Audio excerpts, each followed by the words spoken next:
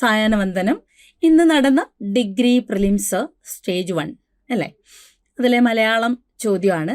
മലയാളം സാധാരണ ലെവലിൽ ഒരു യൂണിഫോം പോസ്റ്റ് പരീക്ഷ പോലെയോ അല്ലെങ്കിൽ ഒരു സാധാരണ ഒരു LD പരീക്ഷ പോലെയോ ഒന്നും അത്ര കണ്ട് എളുപ്പമാണെന്ന് ചോദിച്ചാൽ അത്ര എളുപ്പമല്ല. എന്നാൽ കുറച്ച് എലിമിനേഷൻ പ്രോസസ്സിലൂടെ അതിന് ആൻസർ ആക്കാൻ പറ്റുമോ എന്ന് ചോദിച്ചാൽ ആൻസർ ആക്കാൻ പറ്റുകയും ചെയ്യും. അപ്പോൾ ഞാനിപ്പോൾ നമുക്ക് കഴിയുമ്പോഴത്തേക്ക് നമ്മൾ ടെലഗ്രാം ചാനലിലൂടെ കുട്ടികളോട് ചോദിക്കുമല്ലോ, മക്കളെ എങ്ങനെ ഉണ്ടായിരുന്നു എക്സാം? അപ്പോൾ പലരും 8, 9 വാങ്ങിയവരുണ്ട്, 6, 7, 8, പിന്നെ ഒരെണ്ണമൊക്കെ ഡൗട്ട് കൊണ്ടാണ് എഴുതാതൊക്കെ പോയത് എന്നൊക്കെ പറഞ്ഞു. പക്ഷെ ക്വസ്റ്റ്യനെ സംബന്ധിച്ച് ഒരു 6 മാർക്ക് ഒക്കെ, ഇതൊരു ഡിഗ്രി ലെവൽ എക്സാമാണ്. അപ്പോൾ ഒരു 6 മാർക്ക് എന്തായാലും ഈ ഒരു ചോദ്യം മൊത്തത്തിൽ അവലോകനം ചെയ്യുമ്പോൾ കഴിഞ്ഞ കുറേ വർഷങ്ങളായി ഇങ്ങനെ ചോദ്യം അനാലിസിസും ഒക്കെ ആയിട്ട് നിൽക്കുന്നുകൊണ്ട് അറിയാൻ പറ്റി. ക്ലീശയല്ല, ചോദിച്ച കാര്യങ്ങളല്ല ചോദിക്കുന്നത്. നമുക്കറിയാം വിണ്ടലും കവയിത്രി വന്നു പോയെങ്കിൽ കൂടി കവയിത്രി മാത്രം അറിഞ്ഞു വെച്ചുകൊണ്ട് ഒരു മാർക്ക് കിട്ടുകയില്ല. അപ്പോൾ ഇതിൽ നിന്നും നമ്മൾ എടുക്കുന്നത് PVQ മാത്രം വെച്ചൊരു കുട്ടിക്ക് മലയാളത്തിൽ ഡിഗ്രി ഫേസിൽ പ്രിലിംസ് ആയാലും മെയിൻസ് ആയാലും മാർക്ക് എടുക്കാൻ പറ്റില്ല. കുറച്ചുകൂടിയൊക്കെ ഒന്ന് സീരിയസ് ആയിട്ട് എല്ലാ ഏരിയയിൽ നിന്നും നോക്കേണ്ടിയിരിക്കുന്നു. ഒറ്റപ്പദമായാലും വിപരീതമായാലും പര്യായം ഓക്കെയാണ്. ഒറ്റപ്പദം, വിപരീതം, സമാന പദം ഒക്കെ കുറച്ചുകൂടി ശബ്ദധാരാവലിയുമായിട്ട് ചേർന്ന് നിൽക്കുന്ന തരത്തിൽ അധികം കണ്ടിട്ടില്ലാത്ത, ഇതൊരു SCERT ഫാക്റ്റിൽ നിന്നും വന്നിട്ടുള്ള കണ്ടന്റ് അല്ല അധികവും. അപ്പോൾ അങ്ങനെയുള്ള കുറച്ചൊന്ന് സ്റ്റാൻഡേർഡ് ലെവൽ ഓഫ് ക്വസ്റ്റ്യൻ തന്നെയാണ്. എങ്കിലും എന്നെ അത്ഭുതപ്പെടുത്തിയത് നമ്മുടെ സൈലം മക്കൾക്ക് പലർക്കും 8, 9 റേഞ്ചിലേക്ക് മാർക്ക് ഉയർത്താൻ സാധിച്ചു എന്നുള്ളതാണ്. അതൊരു വലിയ കാര്യമാണ്. പിന്നെ നമുക്ക് അവരുടെ ഇമ്പാക്റ്റ് സ്പോട്ടിൽ അറിയാൻ പറ്റും. ടെലഗ്രാം ചാനലിലൂടെ തന്നെ അവരുടെ മാർക്ക് ആ നിമിഷം ആൻസർ കീടുന്ന നിമിഷം പറഞ്ഞു തന്നു എന്നുള്ളതാണ്. പിന്നെ നമുക്ക് ക്വസ്റ്റ്യനിലേക്ക് വരാം. ഒന്നാമത് ഇത് C കോഡാണ്. അതായത് നമ്മൾ ഇന്നത്തെ എക്സാമിൻ്റെ C കോഡാണ് ഞാനിപ്പോൾ ഇവിടെ ഡിസ്കസ് ചെയ്യുന്നത്. C കോഡാണ്. നോക്കണേ, പേരെന്ന പദത്തിൻ്റെ പര്യായമായി വരാത്തത് ഏത് എന്നാണ്. നാമധേയം ആദ്യമേ നമ്മൾ അങ്ങ് എലിമിനേറ്റ് ചെയ്യും. അഭിധാനം, ആഖ്യ എന്നീ പദങ്ങളും പേരെന്നതിൻ്റെ പര്യായം തന്നെയാണ്. ആഖ്യ പേര്, അതുപോലെ അഭിധാനവും പേര് അഥവാ നാമം എന്നിൽ വരുന്നതാണ്. ഇനി നാമാങ്കം അങ്ങനെയല്ല, ഒരു നാമത്തെ കുറിക്കുന്നത് എന്നുള്ള അർത്ഥത്തിൽ പേരെന്നതിൻ്റെ പര്യായമായി വരുന്നില്ല. നാമരൂപമായ ശബ്ദം എന്നൊക്കെ രീതിയിൽ വ്യാകരണത്തിൽ പ്രയോഗിക്കുന്നതാണ് നാമാങ്കജം. ഇപ്പോൾ വെളുത്ത കുട്ടി ഒരു വിശേഷണ രൂപത്തിൽ, അതിനെയാണ് നാമാങ്കജം, നാമാങ്കം എന്നൊക്കെ പറയുന്നത്. ഉദാഹരണത്തിന് വെളുത്ത കുട്ടി, കറുത്ത പശു, പച്ച നിറമുള്ള കുതിര, മഞ്ഞ നിറമുള്ള പട്ട്, ഇങ്ങനെയൊക്കെ പറയുന്നിടത്ത് ഒരു വിശേഷണ രൂപത്തിൽ ആ നാമത്തിന് അംഗമായി നിൽക്കുന്നത്, ആ നാമത്തിനെ വിശേഷിപ്പിക്കാനായി ഉപയോഗിക്കുന്നതാണ് നാമാങ്കം.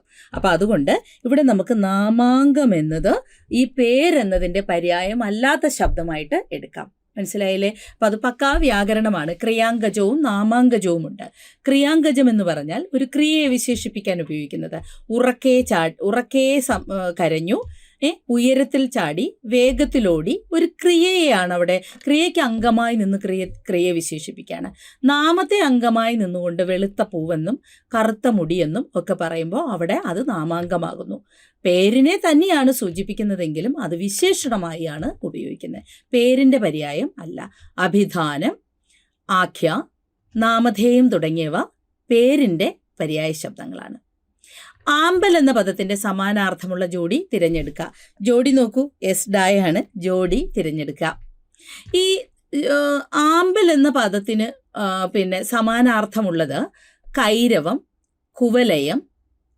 കൈരവം എന്ന് പറഞ്ഞാൽ എന്താണ്? കൈരവി ആരാ? കൈരവി ചന്ദ്രനാണ് അല്ലേ? കൈരവി ആരാ? ചന്ദ്രൻ. ആ ചന്ദ്രൻ്റെ പ്രണയിനി എന്നുള്ള അർത്ഥത്തിൽ ചന്ദ്രൻ വരുമ്പോൾ മാത്രം വിരിയുന്ന പൂവാണല്ലോ ആമ്പൽ. അപ്പോൾ കൈരവം എന്ന് വിശേഷിപ്പിക്കുന്നത് ആമ്പലിനെയാണ്. അപ്പോൾ കൈരവം, കുവലയം ഇഴിയാളെന്നൊക്കെ പറയും. ആമ്പലിൻ്റെ ഇതളിന് സമാനമായ കണ്ണുകളുള്ളവൾ എന്നുള്ള അർത്ഥത്തിൽ കുവലയം ഇഴിയാളെന്നൊക്കെ നമ്മൾ കേട്ടിട്ടുണ്ട്. അപ്പോൾ കൈരവവും കുവലയവും ഒക്കെ എന്താണ്? ആമ്പലിൻ്റെ പര്യായമാണ്.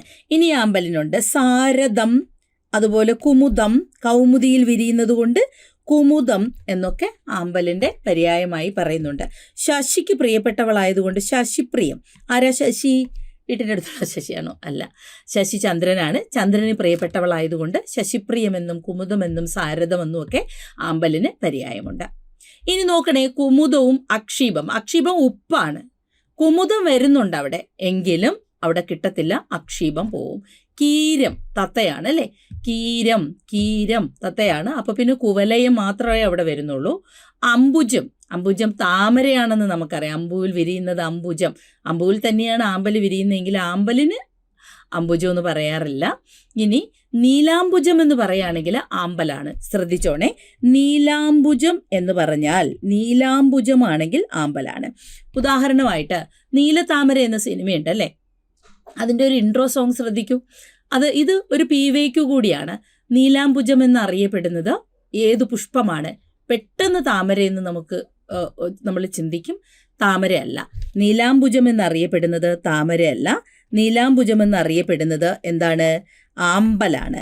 ആമ്പലിനെയാണ് നീലാംബുജം എന്ന് വിളിക്കുന്നത്. അപ്പൊ കൈരവി, നീലാംബുജം, സാരഥം, കുമുദം, ശശിപ്രേം. നീലത്താമര സിനിമയിൽ നിങ്ങൾ കണ്ടിട്ടുണ്ടോ? തുടക്കത്തിൽ ഒരൊറ്റ ആമ്പലിനെയാണ് കാണിക്കുന്നത് എൻ്റെ ഇൻട്രോ സോങ്ങിൽ. എന്നിട്ട് പാട്ടുമുണ്ട്, നീലത്താമരേ. ആ നീലത്താമര എന്ന് പറയുന്ന താമരയല്ല, അത് ആമ്പലാണ്. അപ്പം നീലാംബുജം വന്നാൽ ഈ ഫസ്റ്റ് ഫേസിൽ ഇത് ചോദിക്കുന്നവർ അടുത്ത ഫേസിൽ നീലാംബുജം ചോദിക്കാം. അപ്പം നീലാംബുജവും എന്താണ്? ആമ്പലാണ്. ഓക്കെ അല്ലേ? അപ്പം പികം എന്ന് പറയുന്നത്, പികം കുയിലാണ്. പികം എന്താണ്? കുയിലാണ്. അപ്പം കുയിലും തത്തയ്ക്കും ഒന്നും ഇവിടെ കാര്യമില്ലല്ലോ അല്ലേ, എല്ലാം ആമ്പലം എന്നുള്ള അർത്ഥം തന്നെ വരണ്ടേ. ഇനി താഴെ പറയുന്ന ജോഡികളിൽ തെറ്റായവ തിരഞ്ഞെടുക്കുക.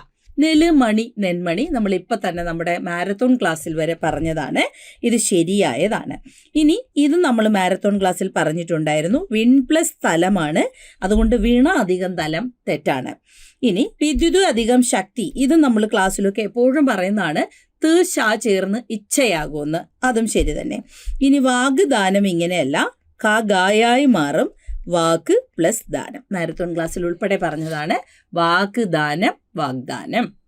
നെല്ലുമണി, നെന്മണി. അപ്പോൾ ഓപ്ഷൻ 1 അതുപോലെ ഓപ്ഷൻ 3 മാത്രമാണ് ശരി. ഇത് തെറ്റായവയാണ് ചോദിച്ചിരിക്കുന്നത്, മാറിപ്പോയത്. അപ്പം 2ഉം 4ഉം തെറ്റാണ് എന്നുള്ളതിലേക്ക് എത്തണം. അതായത് ക്വസ്റ്റ്യൻ നമ്പർ 93D ആണ്. 93 എന്ത് വരും? D വരും. ഓക്കെ അല്ലേ? 93D ആണ്. അപ്പോൾ അവിടെ 2 വിൺതലം, വിണ്ടലം വരണം. വാക്ക്, ദാനം, വാഗ്ദാനവും വരണം. അപ്പോൾ ഇപ്പം നമ്മൾ 3 ക്വസ്റ്റ്യൻസ് ആണ് കവർ ചെയ്തിരിക്കുന്നത്. ക്വസ്റ്റ്യനെ സംബന്ധിക്കുന്നുള്ള എല്ലാ കാര്യങ്ങളും മനസ്സിലായിട്ടുണ്ടെന്ന് വിശ്വസിക്കുന്നു. അപ്പോൾ എന്തുകൊണ്ടാണ് ഇങ്ങനെ ഡീറ്റെയിൽ ആയിട്ട് പറയുന്നതെന്ന് ചോദിച്ചാൽ, ഫസ്റ്റ് ഫേസിൻ്റെ ഒരു സൂചന തന്നെയായിരിക്കും നമുക്ക് സെക്കൻഡ് ഫേസും വരുന്നത്. ചുവടെ കാണുന്ന ജോഡികളിൽ ശരിയായവ തിരഞ്ഞെടുക്കുക. നമുക്കറിയാം, ദൃഢപ്രതീക്ഷ, ദൃഢനിശ്ചയം എന്നൊക്കെ പറഞ്ഞാൽ, ദൃഢപ്രതിജ്ഞ എന്നൊക്കെ പറഞ്ഞാൽ ദൃഢമായ പ്രതിജ്ഞ, ദൃഢമായ നിശ്ചയം, ദൃഢമായ പ്രതീക്ഷ. ആയ എന്ന ഈ ഒരു പ്രത്യയം വന്നു കഴിഞ്ഞാൽ കർമ്മധാരയ സമാസമാണ്. എന്താണ്? കർമ്മധാരയ സമാസം. കർമ്മധാരയ സമാസം. തീർച്ചയായിട്ടും മക്കൾ വിഷമിക്കേണ്ട. നമ്മൾ എപ്പോഴും പറയാറുണ്ട്, എപ്പോഴും യൂട്യൂബിനെ ആശ്രയിക്കുന്നവർക്ക് ഈ സൂചനയിൽ നിന്നുകൊണ്ട് റിവിഷൻ ക്ലാസ്സുകൾ സെക്കൻഡ് ഫേസിന് ബേസ് ആക്കി സൈലം PSCയുടെ യൂട്യൂബ് ചാനലിലൂടെ നിങ്ങൾക്ക് ഉറപ്പായും തന്നിരിക്കും. നമ്മൾ ഈ ഇട്ട ഒരു റിവിഷൻ ഏകദേശം 95,000 കുട്ടികൾ വെറും 15 ദിവസം കൊണ്ട് സൈലം PSCയുടെ യൂട്യൂബ് ചാനലിലൂടെ കണ്ടു കഴിഞ്ഞു. മലയാളത്തിൻ്റെ അതിലാണ് വിൺതലവും വിദ്യുത് ശക്തിയും അല്ലെ മക്കൾ തായോ ഒക്കെ പറയുന്ന ഒരു വീഡിയോ ഉണ്ടായിരുന്നു. അപ്പോൾ അത്തരത്തിൽ നമ്മളിട്ട വീഡിയോ ഏകദേശം 1 ലക്ഷം ഉദ്യോഗാർത്ഥികൾ കണ്ടിട്ടാണ് ഫസ്റ്റ് ഫേസിന് പോയത്. തീർച്ചയായിട്ടും ഇതിൻ്റെ സൂചന ഉൾക്കൊണ്ടുകൊണ്ട് കൂടുതൽ വിവരങ്ങൾ നമ്മുടെ ശബ്ദധാരാവലിയെ കൂടി ഉൾപ്പെടുത്തിക്കൊണ്ട് കുറച്ചുകൂടി ഫാക്റ്റുകൾ കയറ്റി റയർ ഫാക്ട്സുകൾ കൂടുതലെടുത്ത് എന്ത് ചെയ്യും, നമ്മുടെ സെക്കൻഡ് ഫേസിൻ്റെ റിവിഷൻ ഉറപ്പായിട്ട് നിങ്ങൾക്ക് കിട്ടിയിരിക്കും. നമ്മളിപ്പോൾ ലാസ്റ്റിൽ ഒരു റിവിഷനാണ് ഇട്ടത്, എന്നാൽ കുറച്ചുകൂടി റിവിഷൻ വീഡിയോസ് അവൈലബിൾ ആക്കാം. അപ്പോൾ കാരണം ഈ ഒരുപാട് റെയർ ഫാക്റ്റ് പിടിച്ചാൽ ചിലപ്പോൾ വളരെ ചോദിച്ച റിപ്പീറ്റഡ് ക്വസ്റ്റ്യനിലേക്ക് പോയി ഇവരുടെ സമയം എന്നെ കെട്ടുപോകുമല്ലോ എന്നോർത്തിട്ട് കുറച്ച് റെയർ ഫാക്റ്റ് വിട്ടതാണ്. പക്ഷേ തീർച്ചയായിട്ടും സെക്കൻഡ് ഫേസ് നമുക്ക് ഫസ്റ്റ് ഫേസിൻ്റെ സൂചനയാണ്. അപ്പോൾ കുറേ കൂടി കേരള പാണിനീയം, ഗ്രാമർ, അതുപോലെ ശബ്ദധാരാവലി, പദകോശം ഒക്കെ കൂടി ഉൾപ്പെടുത്തിക്കൊണ്ടുള്ള ഒരു റെയർ ഫാക്ട്സ്, അതായത് PYQ അധികം ഡിപ്പെൻഡ് ചെയ്യാതെ. നമ്മൾ കുറേ PYQ ഡിപ്പെൻഡ് ആണ് കഴിഞ്ഞ എക്സാംസിനൊക്കെ കണ്ടുവന്നത്, പക്ഷെ അതിൽ നിന്ന് നമുക്ക് ക്വസ്റ്റ്യൻ കിട്ടി. അപ്പോൾ അത്തരത്തിൽ നിങ്ങൾക്ക് ഉറപ്പായിട്ടും ഉണ്ടാവും. ഇവിടെ ദൃഢപ്രതീക്ഷ ദൃഢമായ പ്രതീക്ഷയാണ്. അത് ശരിയാണ്, ദൃഢമായ പ്രതീക്ഷ. പക്ഷെ കഥാരൂപമോ? കഥാരൂപം, യെസ്, കഥയുടെ രൂപത്തിനെയാണ് കഥാരൂപം എന്ന് പറയുന്നത്. ആ കഥ എന്താണ്? ആ കഥയുടെ രൂപത്തെയാണ് കഥാരൂപം. ഇനി ദീപ്തഭാവം. ദീപ്ത ദീപ്തമായത്, പ്രകാശിതമായത്, അല്ലേ? അപ്പൊ അവിടെയും നമുക്ക് എന്താ വരേണ്ടത്? ദീപ്തമായ ഭാവം എന്ന് വരണം. എന്ത് വരണം? ദീപ്തമായ ഭാവം. എന്ത് വരണം? ദീപ്തമായ ഭാവം. ഇനി നോക്കിയേ, ലളിത നൃത്തം. ലളിതയുടെ നൃത്തമാണോ ലളിത നൃത്തം? ലളിതമായ നൃത്തമല്ലേ ലളിത നൃത്തം? ലളിതമായ ഗാനമല്ലേ ലളിതഗാനം? അപ്പം നമ്മളിവിടെ എന്തെഴുതും? യെസ്, ലളിതമായ നൃത്തം. എന്താണ് വേണ്ടത്? അതായത് ഈ 4 ചോദ്യങ്ങളും കർമ്മധാരയ സമാസത്തിൽ നിന്ന് തന്നെയാണ്. അപ്പോൾ ഓപ്ഷൻ 3 and 4 ഇവിടെ തെറ്റായിട്ട് വരുന്നു. ഓപ്ഷൻ 3 and 4 ആണ് അല്ലേ ശരിയായവ തിരഞ്ഞെടുക്കാൻ. അപ്പം ശരിയായവ തിരഞ്ഞെടുക്കാൻ പറഞ്ഞാൽ 1ഉം 2ഉം ആണ്. 94ൻ്റെ ആൻസർ ഡി ആണ് വരുന്നത്. 1ഉം 2ഉം ശരിയായത്. മനസ്സിലായോ? ദൃഢമായ പ്രതീക്ഷ. കഥയുടെ രൂപം കഥയുടെ രൂപം വരുമ്പം കർമ്മധാരയ സമാസം അല്ല. ഇൻ്റെ ഉടെ ഏതാ? സംബന്ധിക തൽപുരുഷൻ അല്ലേ? കഥയുടെ രൂപം വരുമ്പം സംബന്ധിക തൽപുരുഷൻ വരും. സംബന്ധിക തൽപുരുഷൻ, സംബന്ധിക വിഭക്തിയാണല്ലോ ഇൻ്റെ ഉടെ. അപ്പോൾ ഉടെ കഥയുടെ രൂപം. ദൃഢമായ പ്രതീക്ഷ കർമ്മധാരയൻ, ദീപ്തമായ ഭാവം കർമ്മധാരയൻ, ലളിതമായ നൃത്തം കർമ്മധാരയൻ, കഥയുടെ രൂപം സംബന്ധിക തൽപുരുഷൻ. ഓക്കെ, അപ്പോൾ ഇവിടെ 94 ഡി ആയിരുന്നു. ഒന്നുകൂടെ ഞാൻ വായിക്കാം. 91 എ, 92 എ, 93 ഡി, 94 ഡി. 95ലേക്ക് പോകുന്നു. കുറച്ച് ട്രാൻസ്ലേഷൻ കുട്ടികളെ വലച്ച ഒരു ചോദ്യമായിരുന്നു. കുറച്ച് കൺഫ്യൂസ്ഡ് ആണ്. പക്ഷെ ഇവിടെ നോക്കൂ, ഏറ്റവും ഉചിതമായ തർജ്ജമയാണ് ചോദിച്ചത്. ഏറ്റവും ഉചിതമായ തർജ്ജമ വാക്യശുദ്ധിയിൽ ഊന്നിക്കൊണ്ടാണെങ്കിൽ നമുക്ക് സി പറയാം. അവൻ വന്ന് ഒരാഴ്ചക്കകം കടം വീട്ടാമെന്ന് വാക്ക് തന്നു. പക്ഷെ ഇവിടെ മുൻ വർഷങ്ങളിലുള്ള ചോദ്യങ്ങളുമായിട്ടൊന്ന് തട്ടിച്ചു നോക്കുമ്പോൾ the girls look like her mother PYQ അതിനകത്ത് വേണമെങ്കിൽ നമുക്ക് പറയാം ആ പെൺകുട്ടി അമ്മയെ പോലെയാണ്. The girls look like her mother, അമ്മയെ പോലെയാണ്. പക്ഷെ അവിടെ ഫൈനൽ ആൻസർക്ക് എന്തായിരുന്നു? ആ പെൺകുട്ടി അവളുടെ അമ്മയെ പോലെയാണ്. APJയുടെ വേറെയും വന്നിട്ടുണ്ട് സ്റ്റേറ്റ്മെന്റ്. എന്താണ്? If you want to shine like a sun first burn like a sun. നിങ്ങൾക്ക് ഒരു സൂര്യനെ പോലെ കത്തിജ്വലിക്കണമെങ്കിൽ നിങ്ങൾക്കൊരു സൂര്യനെ പോലെ തിളങ്ങണമെങ്കിൽ സൂര്യനെ പോലെ കത്തിജ്വലിക്കണം. അതാണ് കറക്റ്റ് വാക്യശുദ്ധി. പക്ഷെ ആൻസർ വന്നത് എന്താണ്? നിങ്ങൾക്കൊരു സൂര്യനെ പോലെ തിളങ്ങണമെങ്കിൽ ആദ്യം നിങ്ങൾ സൂര്യനെ പോലെ കത്തിജ്വലിക്കണം. അപ്പം again if you want to shine like a sun first you burn like a sun. അപ്പോൾ അവിടെ വരുന്ന ഒരു യു പോലും അവർ ട്രാൻസ്ലേഷനിൽ എടുത്തിടുന്നുണ്ട്. സോ അതിൻ്റെ അടിസ്ഥാനത്തിൽ ഞാൻ എ ആണ് ഇവിടെ ആൻസർ കൊടുത്തത്. 95. അതായത് അവൻ എൻ്റെ അടുത്ത് വന്ന് ഒരാഴ്ചയ്ക്കുള്ളിൽ അവൻ്റെ കടം തിരിച്ചടയ്ക്കാമെന്ന് എനിക്ക് ഉറപ്പ് തന്നു. So he came to me, അവൻ എൻ്റെ അടുത്ത് വന്നു. Assumed me to repay his ഡെപ്റ്റ് വിത്തിൻ എ വീക്ക്. ഒരാഴ്ചയ്ക്കുള്ളിൽ അവൻ്റെ കടം തിരിച്ചടയ്ക്കാമെന്ന് എനിക്ക് വാക്ക് തന്നു. He came to me and assumed me എന്ന് എടുത്ത് പറയുന്നുണ്ട്. He came to me and assumed to repay his ഡെപ്റ്റ് എന്ന് പറഞ്ഞാൽ പോരെ. പക്ഷെ അവിടെ he came to me and assumed me to repay his ഡെപ്റ്റ് വിത്തിൻ എ വീക്ക് എന്ന് പറയുന്നിടത്ത് അതുകൊണ്ട് അവർ എൻ്റെ അടുത്ത് വന്ന് ഒരാഴ്ചയ്ക്കുള്ളിൽ അവൻ്റെ കടം തിരിച്ചടയ്ക്കാമെന്ന് എനിക്ക് വാക്ക് തന്നു അല്ലേ. അവിടെ അസ്യൂംഡ് മീ എന്ന് എടുത്ത് പറയുന്നതുകൊണ്ടാണ് ആ ഓപ്ഷൻ എ ഞാൻ എടുത്തത്. നോക്കാം നമുക്ക് ആൻസർ കീ വരുമ്പോഴത്തേക്ക്. ഫൈനൽ ആൻസർ കീയിൽ, പ്രൊഫഷണൽ ആൻസർ കീയും നമുക്ക് വിശ്വസിക്കാനാവില്ല. ഫൈനൽ ആൻസർ കീയിൽ നമുക്കിത് നോക്കാം. ഓക്കെ അല്ലേ? ഇനി വെള്ളി കൊണ്ടുള്ള എന്നർത്ഥം വരുന്ന പദമേത്? ഈ രജകം എന്ന വാക്കിൻ്റെ അർത്ഥം തത്ത എന്നാണ്. അതേസമയം രജതം എന്ന പദത്തിൻ്റെ അർത്ഥം വെള്ളി എന്നാണ്. അപ്പോൾ വെള്ളി കൊണ്ട് ഉണ്ടാക്കിയത് എന്നതിന് ഏറ്റവും ചേരുന്നത് രൈജതം തന്നെയാണ്. വെള്ളി കൊണ്ട് ഉണ്ടാക്കിയത് എന്നതിന് രൈജതമാണ്. പക്ഷെ രാജതം എന്നൊരർത്ഥവും പറയാമെങ്കിലും ഒറ്റപ്പദത്തിലേക്ക്, ഓയാണ്, ഒറ്റപ്പദത്തിലേക്ക് വരുമ്പോൾ സമാനാർത്ഥം എടുത്താൽ രാജതവും രൈജതവും നമുക്ക് പറയാം. വെള്ളി കൊണ്ടുള്ളത് എന്ന അർത്ഥത്തിൽ ഇപ്പം തേജസ്സിനെ സംബന്ധിക്കുന്നത് ഒറ്റപ്പദം തൈജസമാണ്. എന്നാൽ തേജസമെന്നോ തേജസ്വീയമെന്നോ ഒക്കെ പറയാം ആ അർത്ഥത്തിൽ. പക്ഷേ ഒറ്റപ്പദത്തിലേക്ക് വരുമ്പോൾ അത് തൈജസം ആകണം. ഹിമത്തെ സംബന്ധിക്കുന്നത് ഹൈമം അങ്ങനെ പറയുന്നത് പോലെ നമുക്ക് ഇപ്പം ഭീമന്റെ പുത്രി ഭൈമി ഒറ്റ പദത്തിലേക്ക് വരുമ്പോൾ അല്ലെ, അതുപോലെ വരുമ്പോൾ രജതം രൈജതവും കറക്റ്റ് ഒറ്റ പദത്തിൽ എടുത്തിട്ടണം. സമാനത്തിൽ രാജതം പറയാം, പക്ഷെ ശരിക്കും ചിലപ്പോൾ ഇത് ക്യാൻസൽ ആകാനും ചാൻസ് ഉണ്ട്. രാജതം എന്നതിന് വെള്ളി കൊണ്ടുണ്ടാക്കിയതെന്നൊരു സമാന പദം പറയുന്നുണ്ടെങ്കിലും ഒറ്റ പദത്തിൽ രൈജതം കറക്റ്റ് മീനിങ് ആണ്. പക്ഷെ ഇനി ഇവർ വെറുതെ ആ ഒരു സമാന പദത്തിൽ നിന്നുകൊണ്ട് ഇത് ഒറ്റപ്പദമാക്കുമോ എന്നുള്ളത് അറിയില്ല.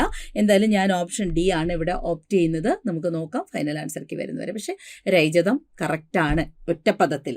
ഓക്കെ, ഇനി പതിവ്രത എന്ന അർത്ഥം വരുന്നത് സാധ്വി ആണ്. പുണ്യയായവൾ, പുണ്യവതി, പതിവ്രത. അപ്പൊ പുണ്യവതി എന്താണ്? പുണ്യവതി, പതിവ്രത എന്നൊക്കെയുള്ള അർത്ഥത്തിൽ ഉപയോഗിക്കുന്നതാണ്. ഇപ്പോൾ 96D പറഞ്ഞു, 97 C ആണ് സാധ്വിയായവൾ. പുണ്യവതി, പതിവ്രത എന്നൊക്കെയുള്ള അർത്ഥമുണ്ട്. 96 നോക്കിയേ. ഈ തോട്ടണ്ടി ഇറക്കുമതി നയത്തിൽ നയവ്യതിയാനം, നയം തന്നെയാണല്ലോ അത്, പിന്നൊരു നയവ്യതിയാനത്തിന്റെ ആവശ്യം അവിടെ ഇല്ല. തോട്ടണ്ടി കാരണം ഇവിടെ വാക്യശുദ്ധിയാണ്, ട്രാൻസ്ലേഷൻ അല്ല. തോട്ടണ്ടി ഇറക്കുമതി നയത്തിന്റെ കാര്യത്തിൽ നയവ്യതിയാനം, അപ്പം ഇറക്കുമതി നയം വന്നാൽ പിന്നെ നയവ്യതിയാനം വേണ്ട. അവിടെ പൗനരുക്ത്യം എന്ന ഒരു സംഭവം വരും. എന്നാൽ ട്രാൻസ്ലേഷനിൽ ഈ പൗനരുക്ത്യം അത്ര കണ്ട് ബാധകവും അല്ല. തോട്ടണ്ടി ഇറക്കുമതി നയത്തിൽ നയമാറ്റം, നയത്തിൽ ഒരു നയമാറ്റം വരുത്തേണ്ട ആവശ്യമില്ല. ഓപ്ഷൻ ഡി ആണ് കറക്റ്റ്. 98. തോട്ടണ്ടി ഇറക്കുമതി നയത്തിൽ മാറ്റം വരുത്തി എന്ന് മതി. നയത്തിലാണ് മാറ്റം വരുന്നത്, പിന്നെ ഒരു നയമാറ്റം ഒന്നും വേണ്ട. ഇനി മക്കത്തായം നമുക്കറിയാം, നമ്മൾ കുറച്ച് പദങ്ങൾ ഇതുപോലെ പഠിച്ചിരുന്നു. താഴ് കോൽ, താക്കോൽ, പായ് കപ്പൽ, പാക്കപ്പൽ, വായ്മൊഴി. എഴുതി തരാം. താഴ് കോൽ അല്ലേ, താഴ് കോൽ എന്താവൂന്ന് പഠിച്ചു, താക്കോലാവൂന്ന് പഠിച്ചു, പറഞ്ഞതാ. ഇതൊക്കെ പറഞ്ഞത് തന്നെയാണ്. താഴ് കോൽ താക്കോൽ, വായ് പ്ലസ് മൊഴി, വായ് പ്ലസ് മൊഴി എന്താവും? വാമൊഴിയാവും, വാമൊഴിയാവും. അതുപോലെ പായ് പ്ലസ് കപ്പൽ, പായ് പ്ലസ് കപ്പല് എന്താവും? പാക്കപ്പലാവും, പാക്കപ്പലാവും. കടൽ പ്ലസ് പുറം, കടൽ പ്ലസ് കാണാമല്ലോ അല്ലേ, കടൽ പ്ലസ് പുറം എന്താവും? കടപ്പുറമാവും, കടപ്പുറം. ഓക്കെ, ഇത്തരത്തിൽ വരുന്നതാണ്. മക്കൾ പ്ലസ് തായം, മക്കൾ അധികം തായമാണ് എന്തായി മാറുന്നത്? മക്കത്തായമായി മാറുന്നത്. ലോപസന്ധിയാണ്, കാരണം അവിടെ മക്കൾ എന്നുള്ള അങ്ങ് ലോപിക്കുന്നു, ലോപിച്ചിട്ട് പിന്നെ കായ് ഇരട്ടിക്കുന്നു. പക്ഷെ രണ്ടാമത് ഇരട്ടിക്കുന്ന കായ്ക്ക് അത് ആദേശമായിട്ട് കണക്കാക്കില്ല. അപ്പോൾ അവിടെ ഒന്ന് പോയി ഒന്ന് വരുന്നു എന്നുള്ള നിയമമല്ല. താഴുകോൽ താക്കോലും, വായ്മൊഴി വാമൊഴിയും, പായ് കപ്പൽ പാക്കപ്പലും, കടൽപ്പുറം കടപ്പുറവും ആകുന്ന പോലെയാണ് മക്കൾ തായം മക്കത്തായവും ആകുന്നത്. പായ് മരവും അതുപോലെ തന്നെ. പായ് പ്ലസ് മരം ചേർത്ത് എഴുതുമ്പോൾ എന്താവും? പാമരം. നമ്മൾ കേട്ടിട്ടില്ലേ, പാമരം പളുങ്കുകൊണ്ട്. അപ്പോൾ പായ് പ്ലസ് മരമാണ് പാമരമാകുന്നത്. ലാസ്റ്റ് ചോദ്യത്തിലേക്ക് പോകാം. കമ്പാരിറ്റീവ്ലി ഈസി ആയിട്ടുള്ള, ക്ലാസ്സിലൊക്കെ അങ്ങനെ തന്നെ പഠിപ്പിച്ച് ടെലഗ്രാമിലൂടെയൊക്കെ ടെസ്റ്റൊക്കെ എഴുതിച്ച് വന്ന ക്വസ്റ്റ്യനാണ്. പുല്ലിംഗ സ്ത്രീലിംഗ ജോഡികളിൽ ശരിയായവ തിരഞ്ഞെടുക്കാനാണ്, ശരിയായതെടുക്കാനാണ്. വീണ്ടും ദേ ജോഡി. കവി, കവിയത്രിയല്ല. യെസ്, കവയിത്രി, കവയിത്രി. ഇത്രയും റെയർ ഫാക്റ്റ് ഇട്ടിട്ട് അവസാനം കണ്ണേറ് കിട്ടാതിരിക്കാനായിട്ട് ഒരു കവയിത്രിയും വിണ്ടലോ രണ്ടും വിട്ട് കളിച്ചില്ല എന്നുള്ളതാണ് അല്ലേ. വിണ്ടലവും കവയിത്രിയും മറന്നുകൊണ്ടുള്ളൊരു കളിയല്ല, പക്ഷെ ബാക്കി എല്ലാം റെയർ ഫാക്റ്റുമായിരുന്നു. വിദ്വാൻ നമ്മൾ പഠിച്ചിട്ടുണ്ട് അല്ലേ, വിദുഷിയാണ് വരേണ്ടത്. വിദുഷി. പ്രഭുവിൻ്റെ എതിർലിംഗം പ്രഭി തന്നെയാണ്. തരുണൻ, തരുണിയാണ്. ചെറുപ്പക്കാരൻ എന്നുള്ള അർത്ഥത്തിലാണ് തരുണൻ, സുന്ദരൻ, ചെറുപ്പക്കാരൻ എന്നൊക്കെയുള്ള, ചെറുപ്പക്കാരൻ, യൗവനയുക്തൻ എന്നൊക്കെയുള്ള അർത്ഥത്തിൽ തരുണൻ. പെണ്ണ് തരുണി. ഓക്കെ അല്ലേ. അപ്പോൾ ഇവിടെ ശരിയായതല്ലേ, അതുകൊണ്ട് 3ഉം 4ഉം നമുക്ക് ശരിയാക്കാം. 100D ഓപ്ഷൻ കൊടുക്കാം. ഓക്കെ അല്ലേ. യെസ്, 98D തന്നെ പറഞ്ഞു. ഓക്കെ, അപ്പോൾ ഇതായിരുന്നു ഇന്നത്തെ മലയാളം. ഒന്നുകൂടി ഉറപ്പ് തരുന്നു, കുറച്ചുകൂടി റെയർ ഫാക്റ്റുകൾ ഉൾപ്പെടുത്തിക്കൊണ്ടുള്ള. എന്നാൽ PYQ നമ്മൾ വിടണ്ട, കാരണം ഫസ്റ്റ് ഫേസ് ഇങ്ങനെ ആയി എന്ന് പറഞ്ഞാൽ സെക്കൻഡ് ഫേസിൽ PYQ ഒഴിവാക്കും എന്ന് വിശ്വസിക്കാനാവില്ല. അപ്പോൾ രണ്ടും കൂടി മിക്സ് ചെയ്തുകൊണ്ടുള്ള നല്ല റിവിഷൻ വീഡിയോസ് സൈലം PSCയുടെ യൂട്യൂബ് ചാനലിലൂടെ നിങ്ങൾക്ക് ലഭ്യമാകും. ഓക്കെ അല്ലേ. അപ്പോൾ വീഡിയോയുടെ അടിയിൽ വന്നിട്ട് നിങ്ങൾക്ക് കിട്ടിയ മാർക്ക് എത്രയാണെന്ന് കമൻറ്റ് ചെയ്യണം. കാരണം പരീക്ഷ ഇത്രയും ഇച്ചിരി മലയാളം ഒന്ന് സാധാരണ ലെവലിൽ നിന്ന് മാറ്റി പിടിച്ചതുകൊണ്ട് തന്നെ എനിക്ക് ആശങ്കയായിരുന്നു 5ലും 6ലും തട്ടി നിൽക്കുമോ. പക്ഷെ പിള്ളേരൊക്കെ 8, 9 എന്നൊക്കെ പറഞ്ഞ് മാർക്ക് ഇട്ടു. അപ്പോൾ എന്തായാലും അവർ പരമാവധി എലിമിനേറ്റൊക്കെ ചെയ്തു, കോൺഫിഡൻസ് വന്നിട്ടുണ്ട്. അത് നമ്മൾ ഒരിക്കലും മറക്കാൻ പറ്റാത്ത, അല്ലെങ്കിൽ നമുക്കതൊരു ഫാക്റ്റാണ്, ഒരു മലയാളം ചോദ്യം കാണുമ്പോഴത്തേക്ക് അയ്യോ ഇത് പാടാണേ എന്ന് പറഞ്ഞ് സ്കിപ്പ് ചെയ്തു പോകാതെ ആ ചോദ്യത്തെ സമചിത്തതയോടെ ഒന്ന് നോക്കി കണ്ട് പ്രാക്ടീസ് ചെയ്ത് വരാനുള്ള ഒരു സമചിത്തത, ഒരു ആത്മസംയമനം, ഒരു മനസംയമനമൊക്കെ അവർ പാലിച്ച് പരീക്ഷ എഴുതിയിട്ടുണ്ട്. അതുകൊണ്ടാണ് 8, 9 ഇത്രയും പാടുള്ളൊരു ക്വസ്റ്റ്യൻ പോലും അച്ചീവ് ചെയ്തത്. അത് ലാസ്റ്റ് ടീച്ചർ എന്നുള്ള നിലയ്ക്ക് എനിക്ക് ഭയങ്കര സന്തോഷമുണ്ട്. കാരണം നമ്മളെ ഒരു പ്ലാറ്റ്ഫോം മറ്റുള്ള കുട്ടികൾ, പെയ്ഡ് ബാച്ചിലുള്ള കുട്ടികൾക്ക് മാത്രമല്ല എല്ലാവർക്കും കൂടെ സപ്പോർട്ട് ചെയ്തുകൊണ്ട് കംപ്ലീറ്റ് റിവിഷൻ ഈ ഡിഗ്രി പ്രിലിംസിന് തന്നിട്ടുണ്ട് സൈലം. അപ്പോൾ തീർച്ചയായിട്ടും നിങ്ങൾക്ക് കിട്ടിയ മാർക്ക് അത് എത്രയായാലും 5 ആയാലും 6 ആയാലും 7 ആയാലും 8 ആയാലും 9 ആയാലും ഈ വീഡിയോയുടെ അടിയിൽ അത് കമൻറ്റ് ചെയ്യണം. അത് വേറൊന്നും കൊണ്ടല്ല. ഇപ്പം നിങ്ങൾ വിചാരിക്കും കമൻസ് കിട്ടും, കമൻസൊക്കെ ഇഷ്ടംപോലെ വീഡിയോയുടെ അടിയിൽ വരുന്നുണ്ട്. അങ്ങനെയല്ല, നിങ്ങൾ പഠിപ്പിക്കുമ്പോൾ എത്ര കിട്ടിയെന്ന് അറിയാനായിട്ട്, അതിൽ നിന്നുകൊണ്ട് അടുത്ത ലെവലിലേക്കും അടുത്ത് നമ്മൾ വരുന്ന LDC VFAക്കും ഒക്കെ നിങ്ങളെ പ്രിപ്പയർ ചെയ്തെടുക്കാൻ വേണ്ടിയിട്ടാണ്. തീർച്ചയായിട്ടും നിങ്ങൾക്ക് കിട്ടിയ മാർക്ക്, അത് ഇനി എത്ര ചെറിയ മാർക്കായാലും, ഇനി 9 കിട്ടിയ ഇനി ഭയങ്കര സന്തോഷം. ഇനി 9 കിട്ടിയില്ലെന്ന് വെച്ചിട്ട് കുറ്റപ്പെടുത്തലോ അങ്ങനൊന്നുമില്ല. നമുക്ക് കിട്ടുന്ന മാർക്ക് അത് നിങ്ങളെ കാലിബർ വെച്ച് അവിടെ ടൈം മാനേജ്മെൻറ്റ് വെച്ചിട്ട് ഒരു ക്വസ്റ്റ്യൻ കണ്ട് ഒട്ടും പാനിക്കാവാതെ വളരെ കോൺഫിഡൻസോടെ നിങ്ങൾ അറ്റൻഡ് ചെയ്തതിൻ്റെ ഫലമാണ് നിങ്ങൾക്ക് കിട്ടിയ 5 മാർക്ക് പോലും. അതൊരിക്കലും നമുക്ക് കുറച്ച് കാണാൻ പറ്റില്ല അല്ലേ? അപ്പോൾ തീർച്ചയായിട്ടും കിട്ടിയ മാർക്കുകൾ കമൻറ്റ് ചെയ്യുക. കുറവാണെങ്കിൽ തീർച്ചയായിട്ടും എന്ത് പഴുതടച്ച എങ്ങനെ ഇനി അടുത്ത സെക്കൻഡ് ഫേസിലേക്ക് പോകണമെന്നുള്ള ഒരു സ്ട്രാറ്റജി വീഡിയോ കൂടി സൈലം PSCയുടെ യൂട്യൂബ് ചാനലിൽ തരാം. ഓക്കെ.